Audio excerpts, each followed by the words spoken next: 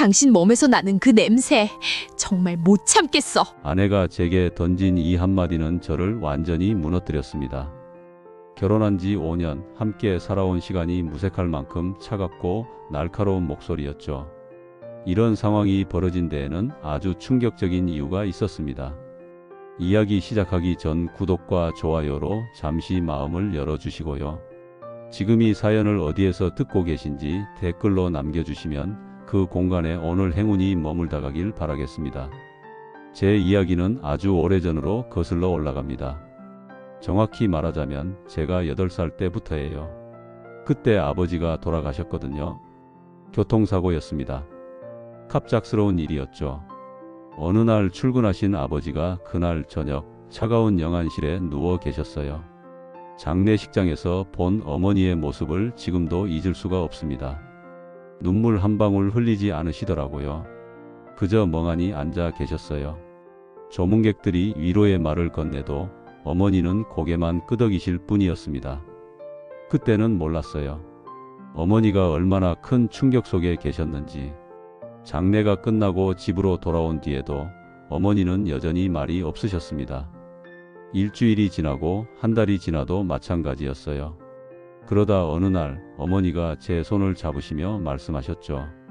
엄마가 너 잘 키울게. 그게 전부였습니다. 긴 설명도 슬픈 눈물도 없었어요. 그저 담담하게 하지만 단호하게 말씀하셨죠. 그날 이후 어머니는 정말로 쉬지 않으셨습니다. 아버지가 남긴 건 거의 없었어요. 작은 전셋집과 약간의 보험금이 전부였습니다. 어머니는 그 돈으로 동네 시장 한편에 작은 생선 가게를 차리셨어요. 가게라고 하기도 민망할 정도로 작은 곳이었죠. 좌판 하나 놓을 공간에 낡은 플라스틱 의자 2개가 전부였습니다. 새벽 4시면 어머니는 일어나셨어요. 저를 깨우지 않으려고 조심조심 움직이시는 소리가 들렸죠. 세수하시는 소리, 옷 입으시는 소리, 현관문을 여시는 소리. 그 모든 게 최대한 조용했습니다. 어머니는 매일 새벽 5시에 수산시장으로 가셨어요. 그날 팔 생선을 직접 고르기 위해서였죠. 신선한 생선을 골라야 손님들이 다시 찾아온다는 걸 아셨던 겁니다. 저는 가끔 일찍 일어나면 창문 너머로 어머니가 무거운 스티로폼 박스를 들고 골목길을 걸어가시는 모습을 봤어요. 가게 문을 여는 건 아침 7시였습니다. 그리고 저녁 8시가 되어야 문을 닫으셨죠. 하루에 13시간을 가게에서 보내셨어요. 주말도 명절도 없었습니다. 아프신 날에도 가게 문을 닫지 않으셨어요. 엄마, 오늘은 쉬세요. 제가 그렇게 말씀드리면 어머니는 고개를 저으시며 대답하셨습니다. 하루라도 쉬면 손님들이 다른데 가버려. 그럼 안 돼. 어머니의 손은 늘 거칠었어요. 차가운 물에, 생선 비늘에, 얼음에 닿다 보니 손등은 트고 갈라졌습니다. 겨울이면 더 심해졌죠. 피가 맺힐 때도 있었어요. 그래도 어머니는 절대 일손을 멈추지 않으셨습니다. 학교를 마치고 집에 돌아오면 어머니가 준비해 놓으신 밥이 있었어요. 아침에 미리 해두신 거였죠. 반찬은 간단했습니다. 김치, 계란말이, 가끔 생선조림. 그게 전부였어요. 하지만 저는 그 밥이 세상에서 제일 맛있었습니다. 저녁에 어머니가 돌아오시면 온몸에서 생선 냄새가 났어요. 비린내가 옷에, 머리카락에, 손에 배어 있었죠. 어머니는 씻기도 전에 먼저 제게 물으셨습니다. 밥은 먹었어? 숙제는 다 했고? 늘 저부터 챙기셨어요. 당신은 지치셨을 텐데 당신의 피로는 뒤로 미루시고 저만 걱정하셨죠. 중학교에 올라갈 무렵 저는 어머니를 도와드리기 시작했습니다. 방학이면 가게에 나가 생선을 손질하고 손님들께 생선을 포장해 드렸어요. 처음에는 서툴렀죠. 칼질도 제대로 못했고 무게를 재는 것도 어려웠습니다. 어머니는 옆에서 천천히 가르쳐 주셨어요. 어떻게 칼을 잡아야 하는지, 어떻게 비늘을 벗겨야 하는지, 어떻게 내장을 제거해야 하는지 하나하나 보여주시며 설명하셨습니다. 천천히 해. 급하게 하면 다쳐. 어머니의 목소리는 언제나 차분했어요. 제가 실수를 해도 화내지 않으셨죠. 다시 한번 보여주시고 다시 기회를 주셨습니다. 그렇게 시간이 흘렀습니다. 저는 고등학교를 졸업하고 대학 대신 요리학원에 다니기로 했어요. 어머니께 부담을 드리고 싶지 않았거든요. 대학 등록금은 너무 비쌌습니다. 그 돈이면 어머니가 몇 년은 편히 쉬실 수 있을 것 같았어요. 어머니는 처음에는 반대하셨습니다. 내가 공부를 더 해야지. 엄마는 괜찮아. 하지만 저는 고집을 부렸죠. 이미 마음을 정한 뒤였으니까요. 결국 어머니는 제 뜻을 존중해 주셨습니다. 그때 어머니의 표정을 저는 지금도 기억해요. 미안함과 고마움이 섞인 복잡한 표정이었습니다. 요리학원을 다니는 동안에도 저는 틈틈이 가게 일을 도왔어요. 이제는 제법 능숙해져서 생선 손질은 어머니만큼 잘할 수 있게 됐습니다. 손님들도 저를 알아봐 주셨죠. 아유, 아들이 이제 다 컸네. 엄마 닮아서 손재주가 좋아. 그런 말을 들을 때면 어머니는 조용히 미소 지으셨어요. 말씀은 없으셨지만 저는 알 수 있었습니다. 어머니가 얼마나 뿌듯해 하시는지. 25이 되던 해 저는 지금의 아내를 만났습니다. 동네 카페에서 아르바이트를 하던 여자였어요. 밝고 예쁜 사람이었죠. 처음 본 순간부터 마음이 끌렸습니다. 몇 번의 데이트 끝에 우리는 사귀기 시작했어요. 행복한 시간이었습니다. 함께 영화를 보고 맛있는 음식을 먹고 밤늦도록 이야기를 나눴죠. 그녀와 함께 있으면 세상 모든 게 아름다워 보였어요. 교제한 지 1년쯤 됐을 때 저는 그녀를 어머니께 소개해 드렸습니다. 어머니는 그녀를 반갑게 맞아주셨어요. 함께 식사를 하고 이런저런 이야기를 나눴죠. 그날 저녁 어머니가 제게 말씀하셨습니다. 좋은 사람 만났구나. 잘해라. 어머니의 축복을 받은 기분이었어요. 저는 더 열심히 일했습니다. 결혼 자금을 모으기 위해서였죠. 낮에는 가게 일을 돕고 저녁에는 식당에서 아르바이트를 했어요. 힘들었지만 행복했습니다. 미래를 위해 노력하는 시간이었으니까요. 2년 뒤 우리는 결혼했습니다. 작은 결혼식이었어요. 하객도 많지 않았죠. 하지만 저는 그 어떤 결혼식보다 소중했다고 생각합니다. 사랑하는 사람과 함께 새로운 시작을 하는 날이었으니까요. 신혼집은 작은 투룸 빌라였습니다. 전세금은 어머니가 보태주셨어요. 어머니께서 평생 모으신 돈이었는데 기꺼이 내어주셨죠. 이제 내가 가정을 꾸렸으니 엄마는 마음이 놓여. 어머니는 그렇게 말씀하시며 웃으셨습니다. 하지만 저는 알고 있었어요. 어머니가 당신의 노후 자금까지 내어주신 거라는 걸. 그 마음이 얼마나 무거운지 저는 느낄 수 있었습니다. 결혼 후 저는 본격적으로 어머니의 가게를 도왔어요. 아니, 사실상 제가 가게를 이어받은 거나 마찬가지였습니다. 어머니는 이제 나이가 드셔서 예전처럼 오래 일하시기 힘드셨거든요. 의무는 아니었어요. 하지만 그게 당연하다고 생각했습니다. 어머니가 평생 지켜온 가게였고 저를 키운 곳이었으니까요. 그리고 솔직히 저는 다른 기술이 없었습니다. 어릴 때부터 생선 손질만 배워왔거든요. 그게 제가 할 수 있는 일의 전부였어요. 아내도 처음에는 이해해 주는 것 같았습니다. 우리 형편이 어려운 걸 알았으니까요. 저는 매일 새벽같이 일어나 수산시장에 가고 하루 종일 가게에서 일했습니다. 어머니가 그러셨던 것처럼요. 결혼 생활은 생각보다 현실적이었습니다. 드라마에서 보던 것처럼 달콤하기만 한 건 아니었어요. 아침에 눈을 뜨면 해야 할 일들이 산더미처럼 쌓여 있었죠. 월세, 관리비, 식비, 통신비, 모든 게 돈이었습니다. 아내는 결혼 후 직장을 그만뒀어요. 원래 카페 아르바이트였는데 결혼을 하면서 자연스럽게 일을 그만두게 됐죠. 아내는 전업주부가 되기를 원했습니다. 당신이 열심히 벌면 되잖아요. 나는 집안일 할게요. 그렇게 말하는 아내를 보며 저는 고개를 끄덕였어요. 남자로서 가장으로서 가정을 책임져야 한다고 생각했습니다. 어머니가 혼자 저를 키우시며 얼마나 힘드셨는지 알았으니까요. 제 가정만큼은 그렇게 만들고 싶지 않았습니다. 그래서 저는 더 열심히 일했어요. 새벽 4시 반에 일어나 5시에 수산시장으로 향했습니다. 어머니가 그러셨던 것처럼 신선한 생선을 직접 눈으로 보고 골라야 했거든요.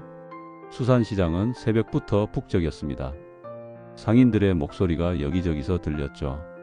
저는 익숙한 발걸음으로 단골 도매상을 찾아갔어요. 어머니 때부터 거래하던 곳이었습니다. 오늘은 고등어가 좋아. 싱싱한 게 새벽에 막 들어왔어. 도매상 사장님이 그렇게 말씀하시며 생선을 보여주셨어요. 저는 눈으로 생선의 상태를 확인했습니다. 눈이 맑은지, 아가미가 선홍빛인지, 비늘이 단단하게 붙어 있는지. 어머니께 배운 대로 꼼꼼히 살폈죠. 이거 30kg 주세요. 그리고 갈치도 20kg요. 계산을 하고 스티로폼 박스를 들어 올리는데 무게가 상당했습니다. 하지만 이제는 익숙했어요. 매일 하는 일이었으니까요. 리어카에 생선을 싣고 가게로 돌아왔습니다. 가게 문을 열기 전에 해야 할 일이 많았어요. 생선을 얼음 위에 진열하고 가격표를 붙이고 가게 앞을 쓸고 닦아야 했죠. 모든 준비를 마치면 보통 아침 7시쯤 됐습니다. 7시가 되면 첫 손님들이 오셨어요. 주로 아침 식사 준비를 하시는 주부님들이었죠. 저는 손님들을 맞이하며 하루를 시작했습니다. 어서 오세요. 오늘은 고등어가 아주 싱싱합니다. 생선을 손질하는 일은 단순하지만 집중력이 필요했어요. 칼을 잘못 쓰면 손을 다칠 수 있었고 손질이 깔끔하지 않으면 손님들이 불만을 가질 수 있었습니다. 저는 어머니께 배운 대로 정성스럽게 생선을 다뤘어요. 비늘을 벗기고 내장을 제거하고 깨끗이 씻어서 포장하는 과정. 하루에도 수십 번 반복되는 일이었지만 저는 단 한 번도 대충 하지 않았습니다. 어머니가 그러셨거든요. 손님들은 다 알아. 정성이 들어갔는지 안 들어갔는지. 그 말이 맞았어요. 정성껏 손질한 생선을 받아든 손님들은 다시 찾아왔습니다. 단골이 늘어났죠. 그게 저에게는 가장 큰 보람이었어요. 점심시간도 제대로 가지지 못했습니다. 손님이 계속 오셨으니까요. 가게 한편에서 주먹밥 하나 급하게 먹는 게 전부였어요. 그나마도 손님이 오시면 손을 씻고 다시 일을 시작해야 했죠. 오후가 되면 조금 한가해졌습니다. 저녁 무렵이 되면 퇴근길 손님들이 다시 오셨어요. 저녁 반찬 준비를 하시는 분들이었죠. 저는 지친 몸을 이끌고 다시 손님들을 맞이했습니다. 고등어 조림 하시려고요? 그럼 이 크기가 딱 좋아요. 손님들과 대화를 나누며 생선을 골라드리는 일. 그것도 제 일의 일부였습니다. 어머니는 늘 말씀하셨어요. 장사는 사람을 대하는 거야. 생선만 파는 게 아니라. 그 말의 의미를 저는 이제 알았습니다. 손님들은 그냥 생선만 사러 오는 게 아니었어요. 믿을 수 있는 사람에게서 좋은 생선을 사고 싶어 하셨죠. 저녁 8시가 되면 가게 문을 닫았습니다. 하지만 일은 끝난 게 아니었어요. 정리할 게 많았거든요. 사용한 도구들을 씻고 바닥을 닦고 쓰레기를 버리고 내일 쓸 얼음을 준비해야 했습니다. 모든 일을 마치고 집으로 돌아가는 시간은 보통 9시 반쯤이었어요. 하루에 16시간 넘게 일하는 셈이었죠. 몸은 늘 피곤했습니다. 어깨는 무겁고 허리는 아프고 손은 거칠어졌어요. 하지만 참을 수 있었습니다. 가족을 위해서였으니까요. 저는 매달 열심히 번 돈을 아내에게 줬어요. 생활비로 쓰라고요. 제가 쓰는 돈은 거의 없었습니다. 점심값 아끼려고 집에서 싸온 주먹밥을 먹었고 옷도 새로 사지 않았죠. 가게 수입은 그리 많지 않았습니다. 한 달에 300만 원 정도였어요. 거기서 가게 운영비, 재료비를 빼면 순수익은 200만 원 남짓이었죠. 빠듯했습니다. 하지만 그게 우리가 살아가는 방식이었어요. 어머니는 이제 가끔씩만 가게에 나오셨습니다. 완전히 은퇴하신 건 아니었지만 예전처럼 매일 나오시지는 않으셨어요. 어머니도 이제 나이가 드셨으니까요. 60이 넘으셨습니다. 어머니가 가게에 오시는 날이면 저는 조금 마음이 편했어요. 누군가와 함께 일한다는 게 위안이 됐습니다. 어머니는 여전히 손놀림이 빠르셨어요. 생선 손질하는 걸 보면 평생 해온 일이라는 게 느껴졌죠. 요즘 손님 많이 늘었구나. 어머니가 그렇게 말씀하시며 흐뭇하게 웃으셨어요. 저는 대답했습니다.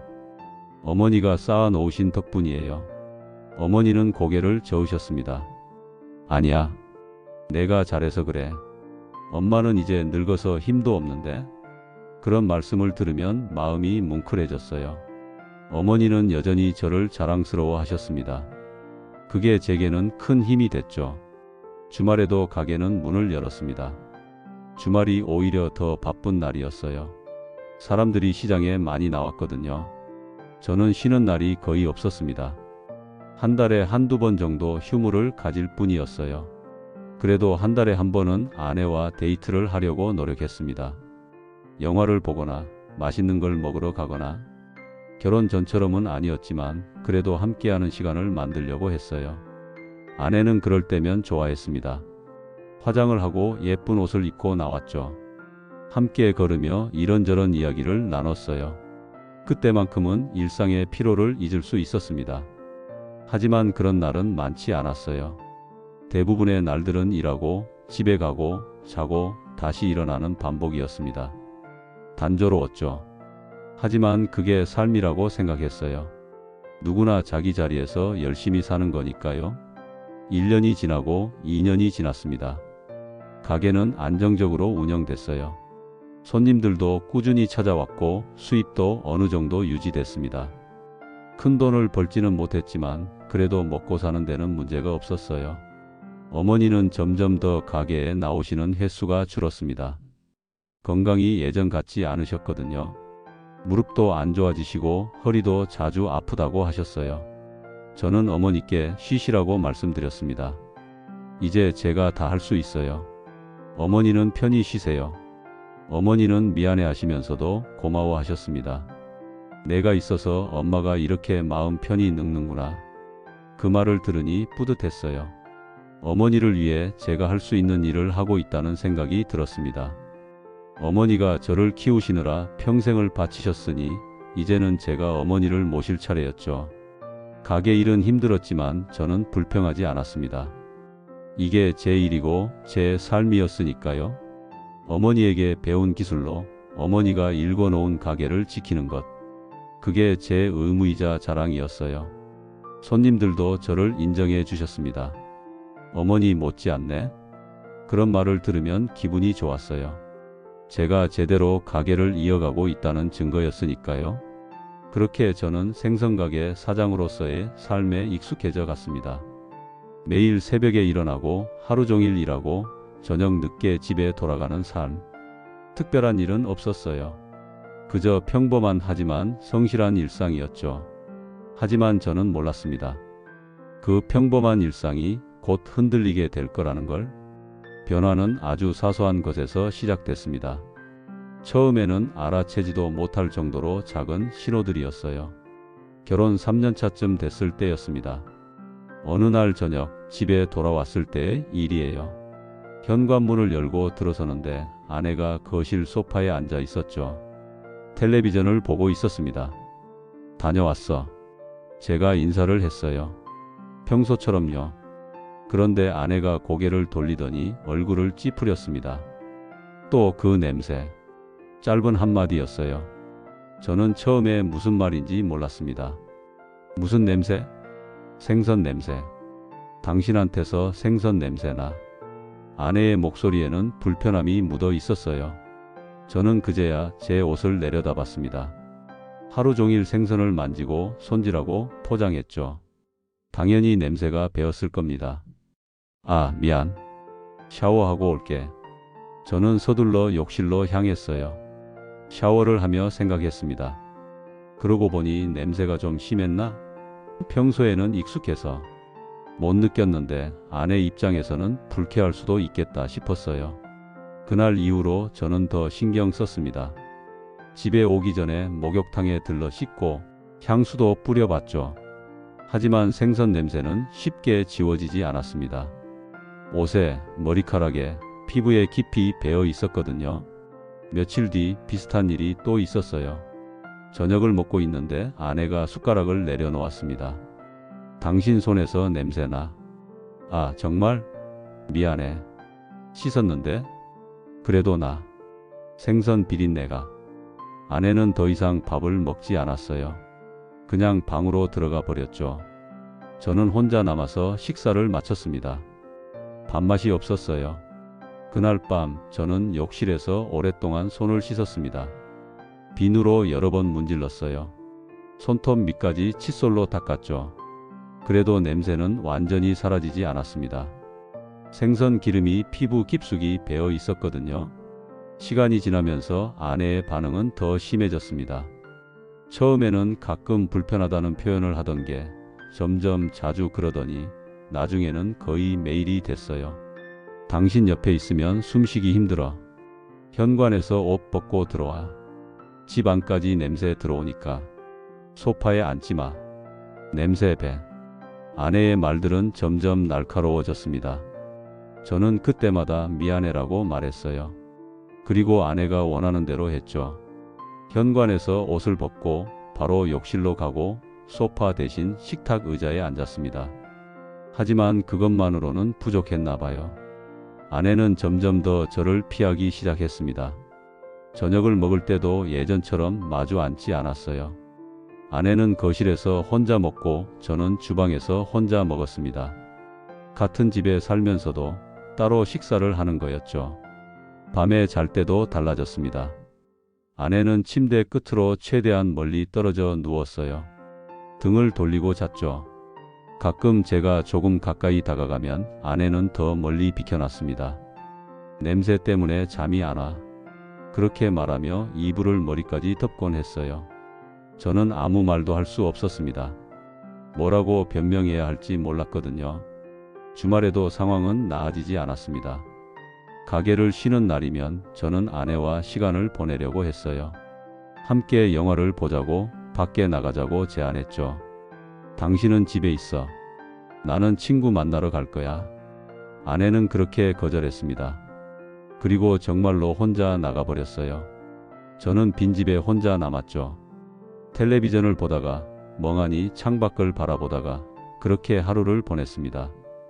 가끔은 아내에게 물어보고 싶었어요. 왜 이러는지, 뭐가 그렇게 싫은지. 하지만 입이 떨어지지 않았습니다. 물어보면 뭔가 돌이킬 수 없는 대답이 나올 것 같았거든요. 대신 저는 더 열심히 씻었어요. 샤워를 하루에 2번, 3번씩 했습니다. 향기 나는 바디워시를 여러 개 샀죠. 옷도 매일 갈아입었어요. 그래도 아내의 태도는 변하지 않았습니다. 어느 날은 이런 일도 있었어요. 제가 거실에서 텔레비전을 보고 있었는데 아내가 방에서 나와 창문을 활짝 열었습니다. 한겨울이었어요. 찬바람이 쏴 들어왔죠. 왜 창문을 여는 거야? 제가 물었습니다. 아내는 대답했어요. 환기 좀 시켜야지. 집안에 냄새가 너무 차 있어. 그 말을 듣는 순간 가슴이 철렁했습니다. 제가 있는 것 자체가 아내에게는 불쾌한 일이 된 거였어요. 저는 아무 말 없이 방으로 들어갔습니다. 방 안에서 혼자 앉아 있었어요. 마음이 답답했습니다. 제가 뭘 잘못한 걸까요? 열심히 일하고 돈 벌어오는 게 잘못인가요? 다음 날도 그 다음 날도 똑같았습니다. 아내는 저를 대할 때마다 불편한 표정을 지었어요. 말도 최소한으로만 했죠. 밥 먹어. 응. 빨래 돌렸어. 알았어. 그게 전부였습니다. 부부 사이의 대화라고 하기에는 너무 건조했죠. 감정도 온기도 없었어요. 그저 필요한 정보만 주고받는 관계가 돼버렸습니다. 저는 가게에서 일할 때가 더 편했어요. 손님들은 저를 반갑게 맞아주셨고 대화도 나눴으니까요. 집에 가는 게 두려워지기 시작했습니다. 집이라는 곳이 더 이상 편안한 공간이 아니었거든요. 어머니가 가끔 가게에 들르실 때면 제 표정을 보고 물으셨어요. 무슨 일 있니? 안색이 안 좋아 보이는데? 아니에요. 그냥 좀 피곤해서요. 저는 거짓말을 했습니다. 어머니께 걱정 끼치고 싶지 않았거든요. 어머니는 이미 평생을 고생하셨어요. 제 걱정까지 하시게 할 수는 없었습니다. 하지만 어머니는 다 아시는 것 같았어요. 제 얼굴을 자세히 들여다보시며 말씀하셨죠. 힘든 일 있으면 엄마한테 얘기해. 혼자 속으로만 사귀지 말고. 네, 알겠습니다. 저는 고개를 끄덕였지만 결국 아무 말도 하지 않았어요. 어떻게 말해야 할지 몰랐습니다. 아내가 제 냄새를 싫어해요 라고 할 수도 없고 집이 불편해요 라고 할 수도 없었죠. 결혼 4년 차가 되던 해 상황은 더 악화됐습니다. 아내는 이제 아예 저와 같은 공간에 있는 것조차 피했어요. 제가 거실에 있으면 아내는 방에 있었고 제가 주방에 있으면 아내는 거실로 갔습니다. 마치 같은 공기를 마시는 것도 싫다는 듯이요. 어느 날 저녁 저는 용기를 내서 아내에게 물었습니다. 우리 대화 좀 할까? 아내는 휴대폰을 보다가 고개를 들었어요. 무슨 얘기요? 요즘 우리 사이가 좀 안 좋은 것 같아서. 내가 뭘 잘못한 건지 말해줄 수 있어? 아내는 잠시 침묵했습니다. 그러더니 차갑게 대답했어요. 잘못한 건 없어요. 그냥 생선 냄새가 싫을 뿐이야. 그럼 내가 어떻게 하면 돼? 그걸 내가 어떻게 알아? 당신이 알아서 해야지. 아내는 다시 휴대폰을 보기 시작했습니다. 대화는 거기서 끝났어요. 저는 더 이상 물을 수 없었죠. 그날 밤 저는 잠을 이루지 못했습니다. 옆에 누워있는 아내의 등을 바라보며 생각했어요. 우리가 왜 이렇게 됐을까? 분명 사랑해서 결혼했는데 어느새 이렇게 멀어져 있었습니다. 생선가게. 그게 문제였어요. 제가 하는 일이, 제 생계 수단이 우리 관계를 망치고 있었습니다. 하지만 저는 어쩔 수 없었어요. 이게 제가 할 수 있는 유일한 일이었으니까요. 다른 직업을 가지려면 돈도 시간도 필요했습니다. 지금 가게를 그만두면 당장 수입이 끊겼죠. 그럼 어떻게 살아가나요? 아내는 일을 하지 않았고 저만 돈을 벌어왔는데 저는 막다른 길에 선 기분이었습니다. 앞으로 갈 수도 뒤로 갈 수도 없었어요. 그저 그 자리에서 버티는 것만이 제가 할 수 있는 전부였죠. 하지만 버티는 것도 쉽지 않았습니다.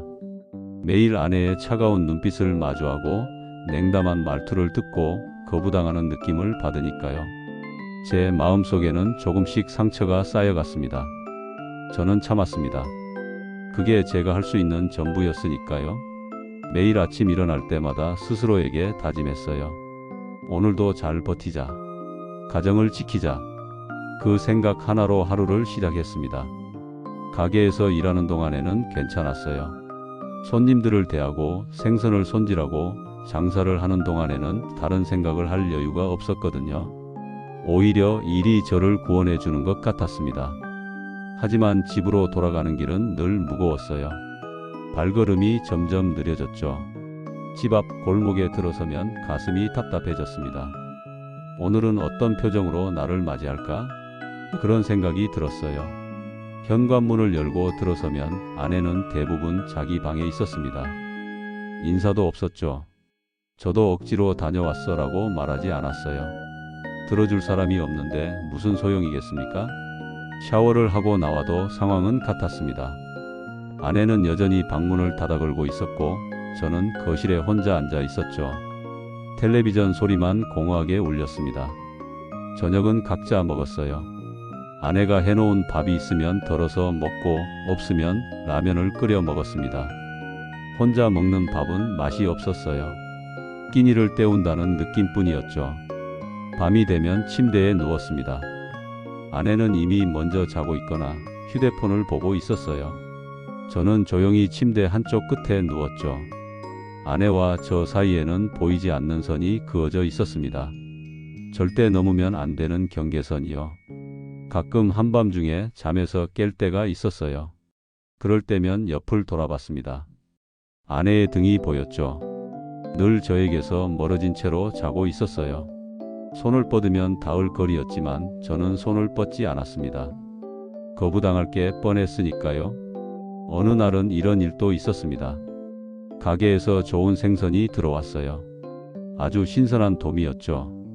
저는 그걸 집으로 가져갔습니다. 아내가 좋아할까 싶어서요. 여보, 오늘 좋은 도미가 들어와서 가져왔어. 회 떠줄까? 아내는 생선을 보더니 얼굴을 찌푸렸습니다. 집에 왜 생선을 가져와? 냄새 나잖아. 하지만 정말 좋은 거라서. 필요 없어. 가져가.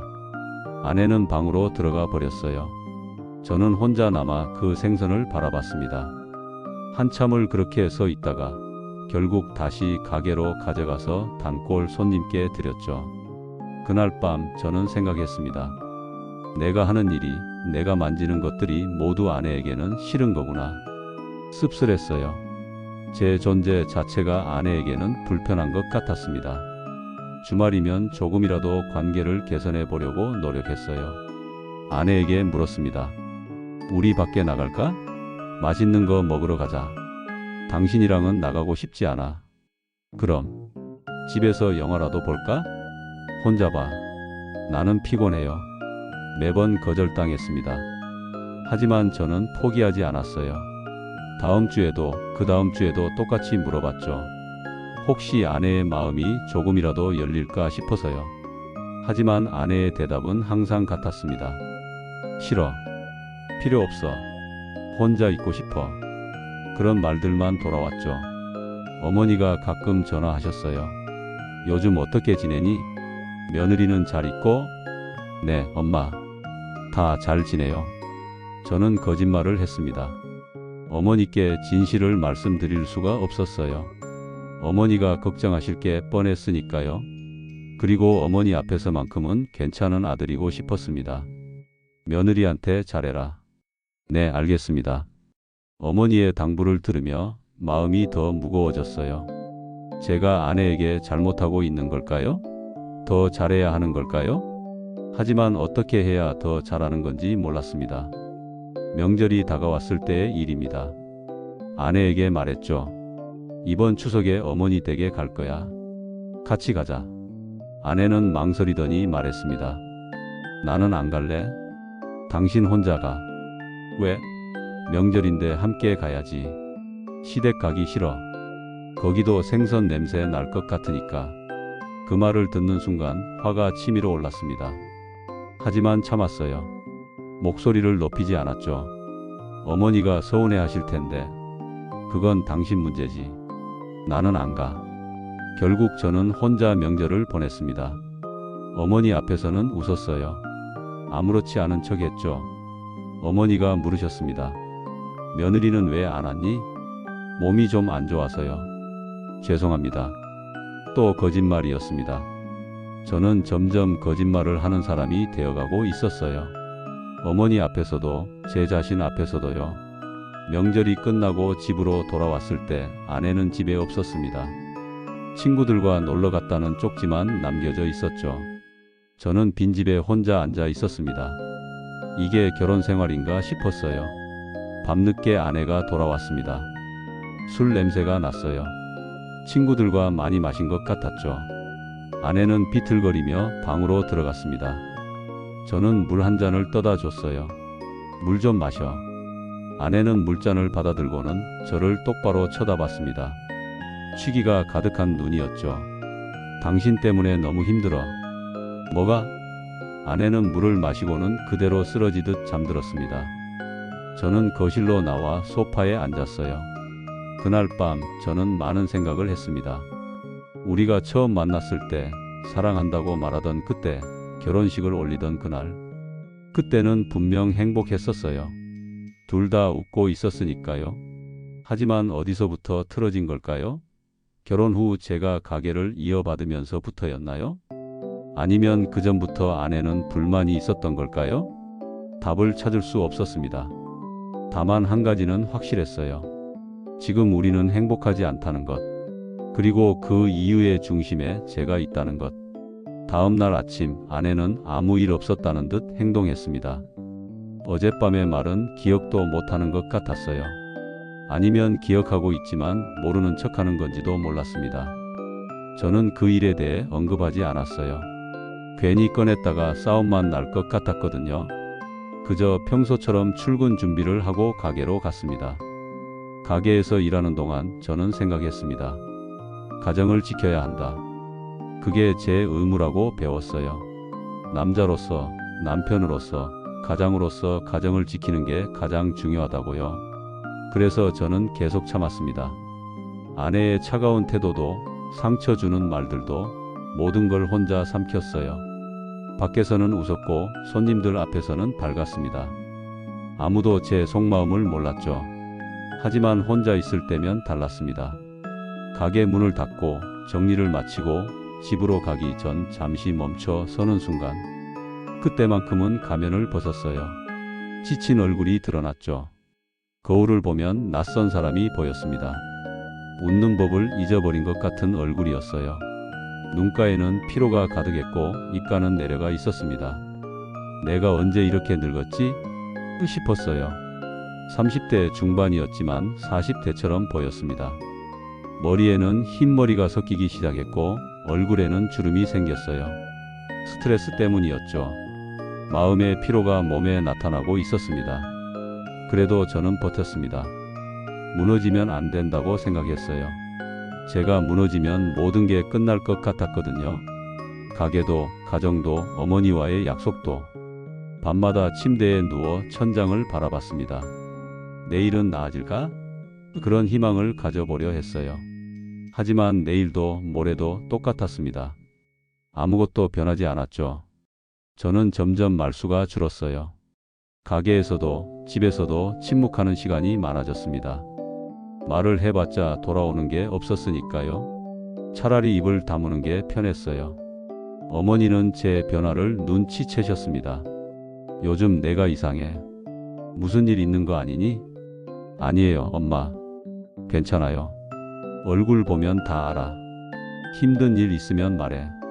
하지만 저는 끝까지 말하지 않았어요. 어머니한테까지 짐을 지울 수는 없었습니다. 이건 제가 감당해야 할 몫이었죠. 그렇게 5년이 흘렀습니다. 결혼한 지 5년. 그동안 우리 부부는 점점 멀어지기만 했어요. 같은 집에 살지만 마음은 수천 킬로미터 떨어져 있었습니다. 저는 한계에 다다르고 있었어요. 마음속에 쌓인 상처들이 너무 많아졌습니다. 참고 또 참았지만 인내에도 끝이 있다는 걸 알게 됐죠. 그리고 마침내 그날이 왔습니다. 그날도 평범한 하루였습니다. 새벽에 일어나 시장에 가고 가게 문을 열고 손님들을 맞이했죠. 날씨는 좋았어요. 맑은 가을 하늘이었습니다. 저녁 때 한 단골 손님이 오셨어요. 결혼을 앞둔 젊은 부부였죠. 둘이 손을 잡고 가게 앞에 섰습니다. 사장님, 오늘 회 좀 떠주세요. 집들이 할 거예요. 축하합니다. 얼마나 드릴까요? 이 정도면 되겠죠? 그들은 서로를 바라보며 웃었어요. 행복해 보였습니다. 저는 그 모습을 보며 문득 생각했죠. 우리도 저랬었는데. 회를 떠주면서 그들의 대화가 들렸습니다. 여보, 우리 집 예쁘게 꾸미자. 그럼. 당신이 좋아하는 걸로 다 할게. 사소한 대화였어요.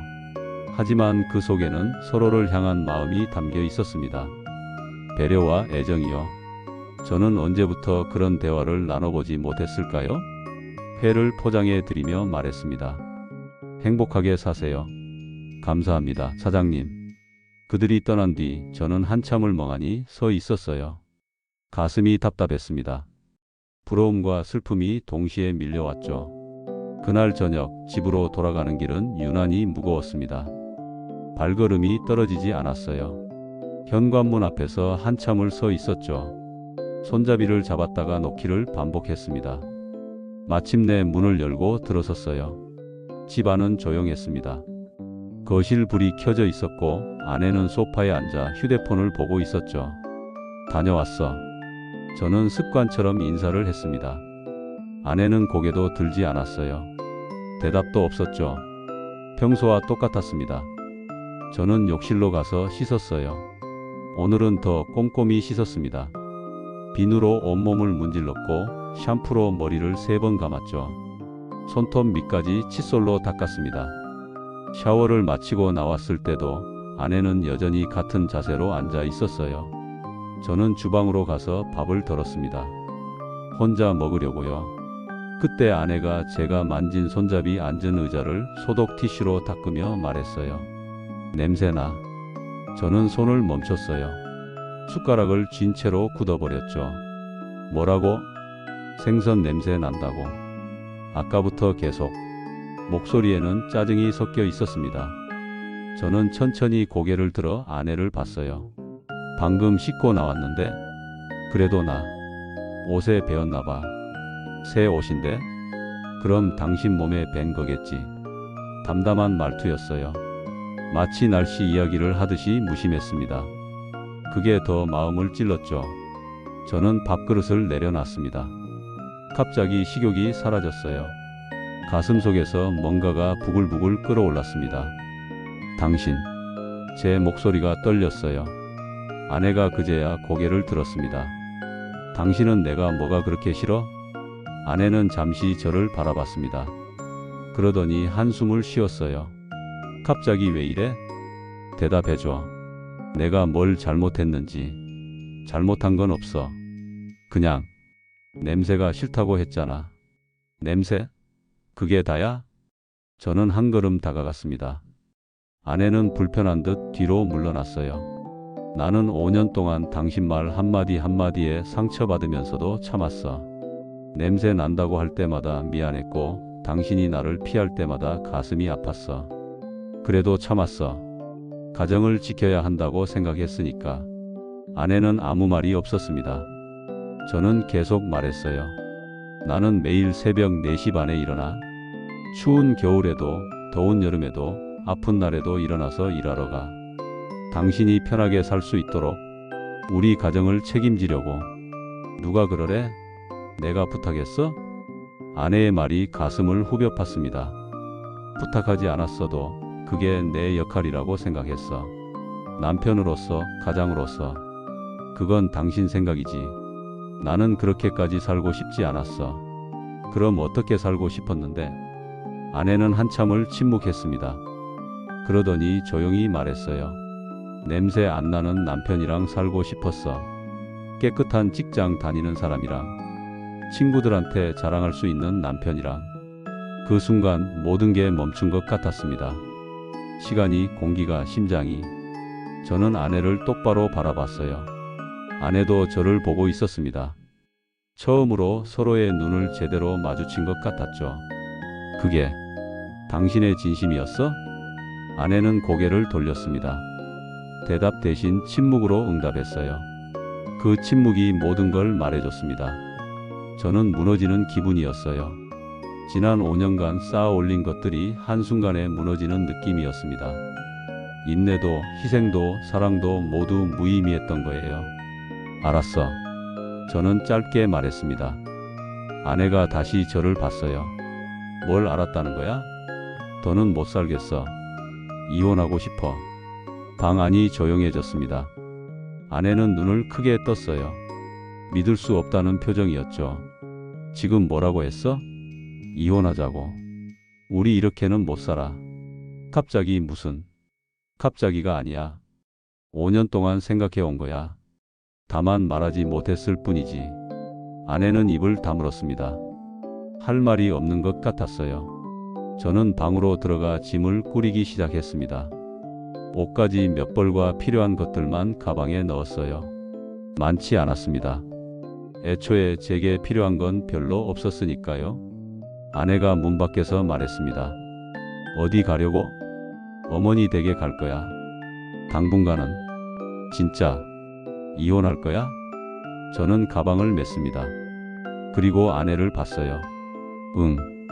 우리 서로 힘들잖아. 이제 그만 놓아주자. 당신이 그렇게 쉽게 포기할 줄은 몰랐네. 쉽게? 이게 쉬워 보여. 제 목소리가 떨렸습니다. 눈시울이 뜨거워졌어요. 나는 5년 동안 매일 죽는 기분으로 살았어. 당신 눈치 보고, 당신 말 한마디에 상처받고, 내 존재 자체를 부끄러워하면서. 그게 얼마나 힘든지 알아? 아내는 대답하지 않았습니다. 나도 사람이야. 존중받고 싶고 사랑받고 싶어. 그런데 당신은 나한테 그 어떤 것도 주지 않았어. 냉대와 무시만 줬을 뿐이지. 나도. 당신도 힘들었다는 거 알아. 하지만 그건 당신이 선택한 거야. 나는 변할 수 없었어. 이게 내 일이고 내 삶이니까. 그걸 이해 못하는 사람이랑은 더 이상 못 살아. 저는 현관으로 향했습니다. 신발을 신으며 마지막으로 말했어요. 변호사 통해서 연락할게. 위자료 같은 건 당신이 원하는 대로 해줄게. 나는 그냥 자유롭고 싶어. 문을 열었습니다. 밖은 어두웠어요. 차가운 바람이 얼굴을 스쳤습니다. 뒤에서 아내의 목소리가 들렸습니다. 후회할 거야. 저는 돌아보지 않았어요. 그냥 앞만 보고 걸었습니다. 이미 충분히 후회하며 살았어. 이제는 후회 없이 살고 싶어. 그렇게 말하고 문을 닫았습니다. 계단을 내려가는 동안 눈물이 흘렀어요. 참았던 눈물이 쏟아졌습니다. 하지만 후회는 없었습니다. 마음 한편이 무거웠지만 동시에 가벼워지는 것도 느꼈어요. 오랫동안 짊어지고 있던 짐을 내려놓은 기분이었죠. 어머니 댁으로 가는 길, 저는 하늘을 올려다봤습니다. 별이 보였어요. 맑고 밝은 별들이요. 이제 시작이야. 새로운 삶을 살아야 했습니다. 혼자서요. 하지만 두렵지 않았어요. 오히려 기대됐습니다. 저답게 살 수 있을 것 같았거든요. 어머니 댁 앞에 도착했습니다. 초인종을 눌렀어요. 잠시 후 불이 켜지고 어머니가 문을 열었습니다. 이 시간에 왜? 어머니는 제 얼굴을 보더니 아셨나 봐요. 무슨 일이 있었는지 말없이 저를 안으셨습니다. 들어와. 얘기하자. 어머니의 품은 따뜻했습니다. 저는 그제야 편안해졌어요. 여기가 제 집이구나 싶었죠. 그날 밤 어머니께 모든 걸 말씀드렸습니다. 숨겼던 이야기들을요. 어머니는 말없이 들어주셨어요. 가끔 한숨을 쉬시면서요. 고생 많았구나. 괜찮아요, 엄마. 앞으로 어떻게 할 거니? 일은 계속 할 거예요. 가게는 제가 책임져야죠. 그리고 천천히 다시 시작할게요. 제 삶을요. 어머니는 제 손을 잡으셨습니다. 엄마가 미안해. 내가 가게를 이어받게 해서. 아니에요. 그건 제 선택이었어요. 후회 안 해요. 정말이었습니다. 생선 가게를 한 것도 어머니를 도운 것도 후회하지 않았어요. 다만 저를 이해해주지 않는 사람과 억지로 함께 살았던 것만 후회했죠. 그날 밤 저는 오랜만에 편히 잠들었습니다. 악몽도 꾸지 않았어요. 그저 깊고 평온한 잠이었습니다. 다음 날 아침 새벽같이 일어나 시장에 갔습니다. 평소처럼요. 하지만 느낌은 달랐어요. 발걸음이 가벼웠습니다. 생선을 고르고 가게로 가져와 진열했어요. 손님들이 오셨고 저는 웃으며 맞이했습니다. 진짜 웃음이었어요. 억지로 짓는 게 아니라요. 단골 손님 한 분이 말씀하셨습니다. 사장님, 오늘 표정 참 밝네요? 네, 오늘따라 기분이 좋네요. 그럼 됐어요. 장사 잘 되시길. 저는 고개를 숙여 인사했습니다. 그리고 다시 일을 시작했어요. 생선 냄새는 여전히 제 몸에 배어 있었습니다. 손은 여전히 거칠었고 하루는 여전히 길었죠. 하지만 달라진 게 있었어요. 이제는 이 모든 게 부끄럽지 않았습니다. 제 일이 자랑스러웠어요. 어머니가 물려주신 이 가게를, 이 기술을, 이 삶을 지켜나가는 게 떳떳했습니다. 이혼 절차는 생각보다 빨리 진행됐습니다. 아내도 더 이상 붙잡지 않았어요. 서로에게 필요한 건 이별이었으니까요. 석 달 후 이혼이 확정됐습니다. 법원에서 나오는 길, 마음이 복잡했어요. 슬프면서도 홀가분했습니다. 하지만 후회는 없었어요.